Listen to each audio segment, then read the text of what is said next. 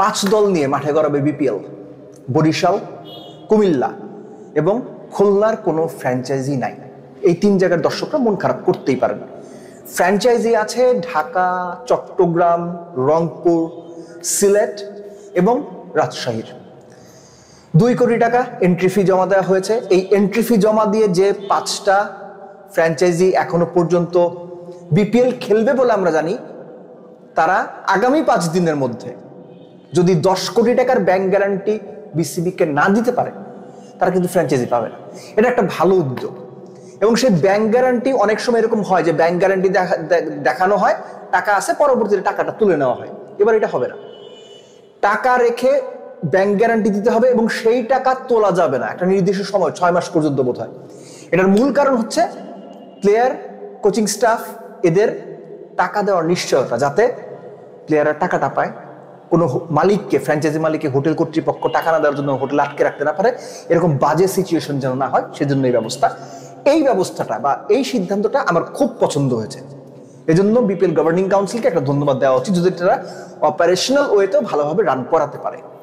So ঢাকার franchise পেয়েছে আপনার চ্যাম্পিয়ন স্পোর্টস, এরা কারা আমি জানি না। চট্টগ্রামেরটা ট্রায়াঙ্গল সার্ভিসেস, এরা কারা সেটাও আমি জানি না। রাজশাহী নাবিল গ্রুপ, অনেক বড় গ্রুপ, নামি গ্রুপ। রংপুরেরটা বসুন্ধরা গ্রুপ, অনেক বড় গ্রুপ, সবাই জানি। এবং সিলেটেরটা পেয়েছে cricket with Sami. Cricket with Sami এটা আসলে কোনো গ্রুপ বাকি সেটা সম্পর্কে আমার আসলে ধারণা নাই। এনিওয়েজ, আমার ধারণা থাকা না থাকা কিছু যায় আসে না। যেভাবে হওয়া দরকার সেভাবে হচ্ছে কিনা সেটাই হচ্ছে সবচেয়ে বড় কথা।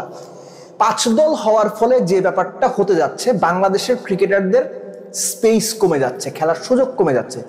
সেখানে খুব স্বাভাবিকভাবেই একজন বাংলাদেশি হিসেবে বা ক্রিকেট নিয়ে কাজ করা একজন সাংবাদিক হিসেবে, আগে কাজ করেছি সেই হিসেবে বলতে পারি, বিদেশি ক্রিকেটারদের সংখ্যা কমানো হোক। 4 থেকে সেটা কমিয়ে 2 হলে সবচেয়ে ভালো, 3-এর অধিক অবশ্যই না। তাতে বাংলাদেশের ক্রিকেটাররা বেশি সুযোগ পাবে। একে তো হচ্ছে ফ্র্যাঞ্চাইজি কমে যাচ্ছে, বাংলাদেশের টপ ক্রিকেটারদের খেলার সুযোগ থাকলেও অন্যান্য ক্রিকেটারদের খেলার সুযোগ কিন্তু কমে যাচ্ছে। সো বিদেশি যদি আপনারা আগের মতো 4টায় রাখেন, তাহলে সেই সুযোগ মানে আরো একটু কমে যাবে। এই বিপিএল আমরা দেখেছি নিজেদের স্বার্থে 5 বিদেশি খেলানোর নিয়ম করা হয়েছে। সো দেশের ক্রিকেটারদের বেশি সুযোগ দেওয়ার স্বার্থে বিদেশির সংখ্যা 4 থেকে কমিয়ে 2 করা যেতেই পারে। বিসিবি আশা করি ব্যাপারটা ভাববে।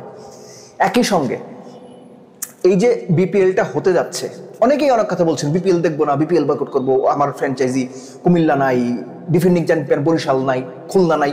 মন খারাপ হওয়ার মতো বিষয়। আমি খুলনা বা বরিশালের মানুষ বা কুমিল্লার মানুষ হলে আমার মন খারাপ হতো, খুবই স্বাভাবিক।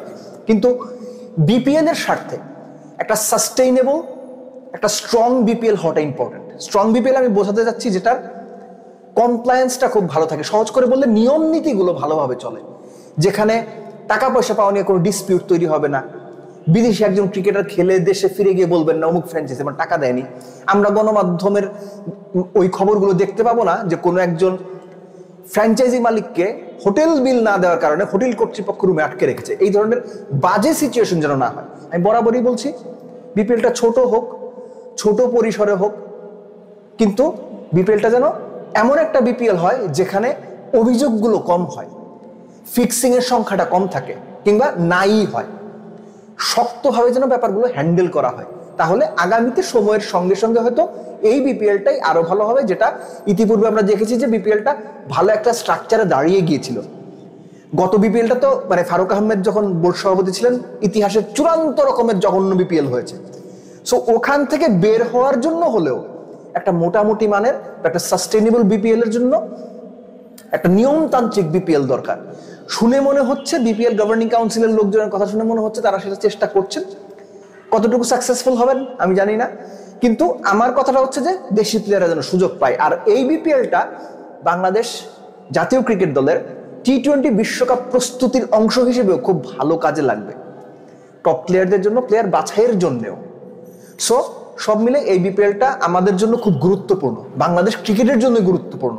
আপনার ভালো লাগুক না লাগুক, আপনি বয়কট করতে চান বা সব ম্যাচ মাঠে গিয়ে দেখতে চান, তুমুল সাপোর্ট করতে চান, আপনি যা খুশি করতে পারেন, কিন্তু বাংলাদেশ ক্রিকেটের জন্য একটা সাস্টেইনেবল বিপিএল স্ট্রাকচার দাঁড় করানোর জন্য এই বিপিএলটা সত্যিকার অর্থেই খুব গুরুত্বপূর্ণ বিপিএল। এবং ক্রিকেট বোর্ড আশা করব এই গুরুত্বপূর্ণ বিপিএলটা সর্বোচ্চ গুরুত্ব দিয়ে মাঠের ক্রিকেটটা এবং সাংগঠনিক বিষয়গুলো মানে তাদের হাতে শক্তভাবে নিয়ন্ত্রণ করার চেষ্টা করবে। খেলা তো নিয়ন্ত্রণ করা যাবে, খেলার মতো হবে, সেই খেলার মাঝখানে যেন ধুলা এসে না পড়ে সেটা ইনশিওর করতে হবে।